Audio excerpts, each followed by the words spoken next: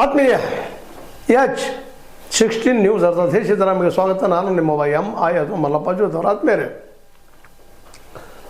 ಈಗಂತೂ ತುರ್ತು ಯುದ್ಧ ವಿರಾಮ ಸಮಯದಿಂದ ಕಾಣ್ತದೆ.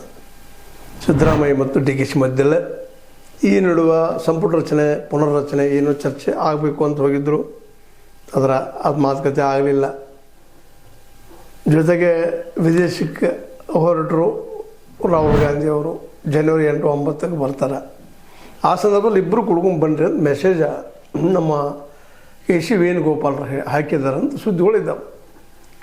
ಅಂದರೆ ಸಂಪುಟ ಪುನರ್ರಚನೆನೋ ವಿಸ್ತರಣೆನೋ ಇದು ಜನವರಿ 8-9 ನಂತರ. ಜೊತೆಗೆ ಇವರಿಬ್ಬರು ವಿಶ್ವಾಸ ತೆಗೆದುಕೊಂಡು ಮಾಡಬೇಕು ಅನ್ನೋಂಥ ಉದ್ದೇಶ ಹೈಕಮಾಂಡ್ ಅನ್ನೋದು ಸ್ಪಷ್ಟ ಆಗ್ತಾಯಿದೆ. ವೇಣುಗೋಪಾಲ್ ಅವರು ಕಳಿಸಿದಂಥ ಮೆಸೇಜ್ದಲ್ಲಿ ಇಬ್ಬರು ಬನ್ನಿರಿ ಮಾತಾಡೋಣ. ಅಂದ್ರೆ ಸಂಪುಟ ರಚನೆ ಪುನರ್ರಚನೆ ಅಧಿಕಾರ ಹಂಚಿಕೆ ಈ ಮಾತು ಮೋಸ್ಟ್ಲಿ ಹಿಂದೆ ಬಿದ್ದಂಗೆ ಕಾಣ್ತದೆ, ನೆನಗುದಿಗೆ ಬಿದ್ದಂಗೆ ಕಾಣ್ತದೆ. ಮತ್ತು ಅದು ಈ ತುರ್ತಕ್ಕೆ ನೆನಗುದಿಗೆ ಬೀಳೋದು ಯೋಗ್ಯ. ಯಾಕಂತಂದ್ರೆ ಈಗ ಏನೋ ಮಾಡಿದ್ರು ತೊಂದರೆ ಪಾರ್ಟಿಗೆ. ಮೊದಲೀಗ ಕಾಂಗ್ರೆಸ್ನ ಉಳಿಸ್ಕೊಳ್ಳುವಂಥ ಪ್ರಯತ್ನ. ಕಾಂಗ್ರೆಸ್ ಉಳಿತಂದ್ರೆ ಏನಾದರೂ ಕಾಂಗ್ರೆಸ್ ಅಳದು ಹೋದ್ರೆ ಅಳಿಯೋ ಸಾಧ್ಯತೆಗಳು ಇದ್ದಾವೆ. ಯಾಕಂದರೆ ಕರ್ನಾಟಕದ ದೊಡ್ಡ ರಾಜ್ಯ ಬಿಟ್ಟರೆ ಮತ್ತೆಲ್ಲೂ ಇಲ್ಲ. ತೆಲಂಗಾಣ ಹಿಮಾಚಲ ಪ್ರದೇಶದ ಇಷ್ಟದ ಕಾಂಗ್ರೆಸ್ ಜವಂತಿಗೆ ಹಿಡಿಯೋದಕ್ಕೆ.